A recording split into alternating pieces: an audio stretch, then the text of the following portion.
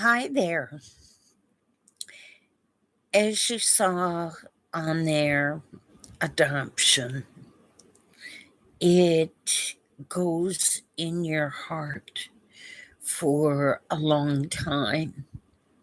For me, it's been since 1989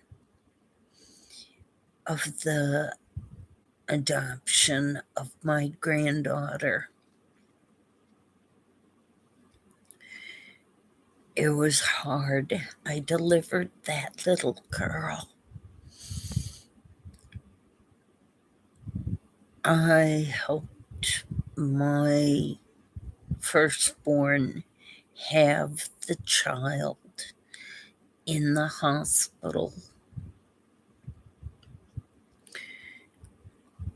She was only 15 at the time, but I made it like it was reaching out for a gold ring for the Olympics. It was the only way to do it. She wouldn't let the intern take care of her, and they had a mass trauma at the hospital. So I scrubbed and took care of my daughter, and I was glad that I did. My granddaughter looked exactly like my daughter did when she was born. And in fact, she looked exactly like myself when I was born. So you see, it follows right down the line. There are mothers who give birth to their daughters, and then later on, they have a granddaughter born, and it turns out to look just like her daughter and herself.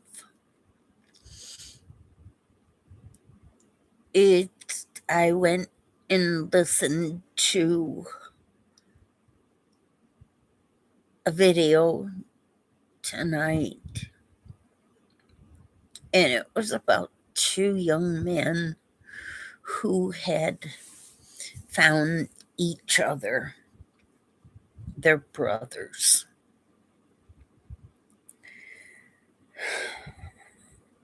And I'm really glad.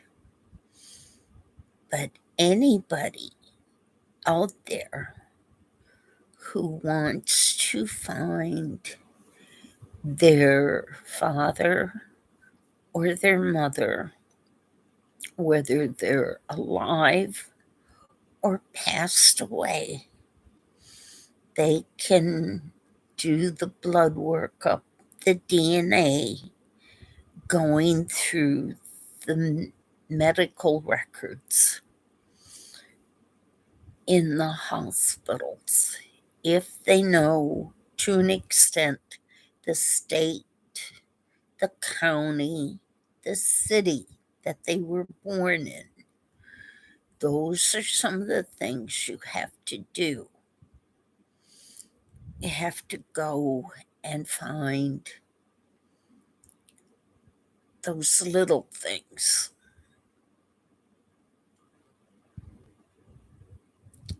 I have two grandchildren, one that I got to hold and cuddle and watch grow up until the age of 3. Then all of a sudden, they moved away, and I never got to see her ever again. I've gotten to see a picture. I got to talk with her on the phone once. That was my only contact with my second grandchild. I miss her a lot. I miss her dearly. There was times I wanted to go down and pick her up, bring her to the house, and she could have slept in the next bedroom. She could have spent the whole summer with Grandma. What more do you ask for when you have grandchildren? To have them, to let them have a little time away from mom and dad. Mom and dad need that time away from the child, too. I have a garden. I have other things that go on. I quilt. And I thought she could learn little things here and there. But needless to say, she's in her teens and it hasn't happened. She doesn't even know she has a grandmother. And that's really kind of sad. That was my second grandchild. So, but watching that one video, it was hard.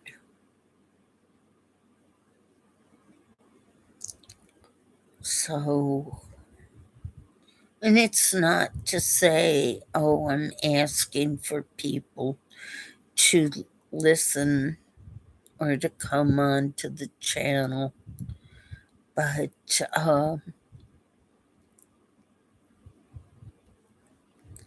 don't know. It's just way too much sometimes for a person to go on in life. I miss my dad an awful lot. I miss him an awful lot. I go by what my dad said. Handshake is the best policy. And it was like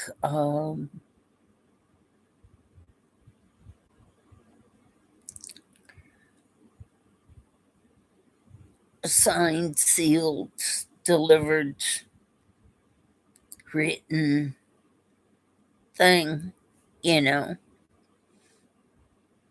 If you wanted to borrow $1,000 from a bank, your handshake was as good as your signature on a piece of paper.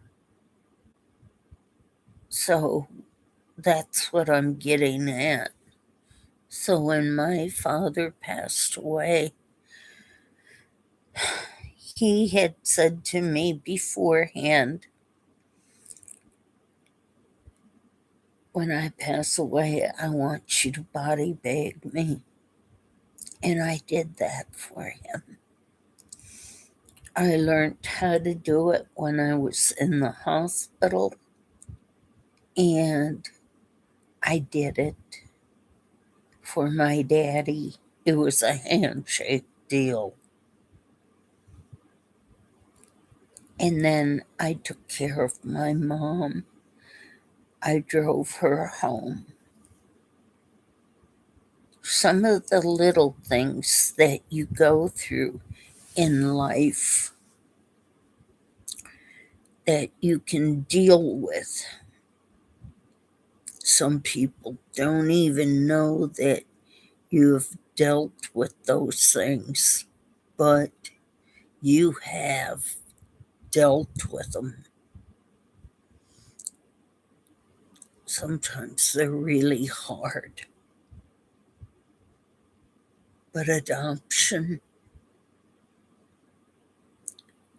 oh, that first year, I don't know how many times it was.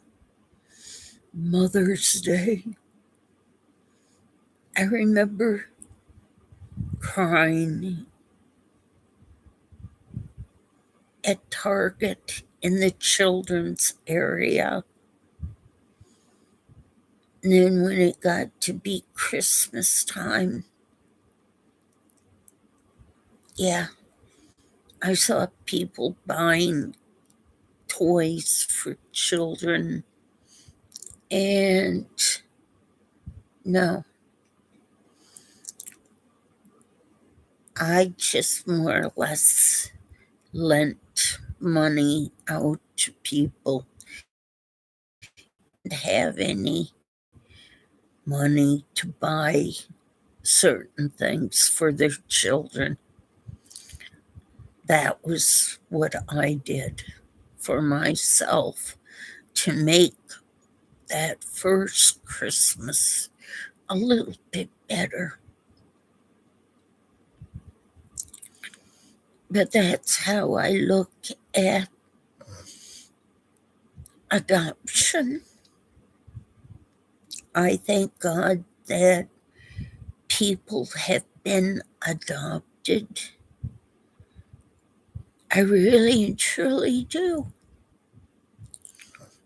It's hard for the moms, the fathers,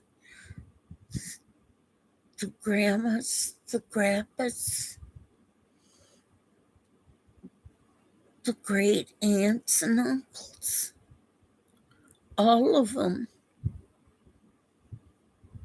It goes down, it's a domino effect coming right down to it. It is. They all feel it. And if you come from a small community, a small town of 5,000 or 7,000, they do remember things more than what you really think. All you have to do is start doing some digging. Go to a nursing home, go to a park where there's some old folks sitting around. They will tell you, oh, I remember this person or that person.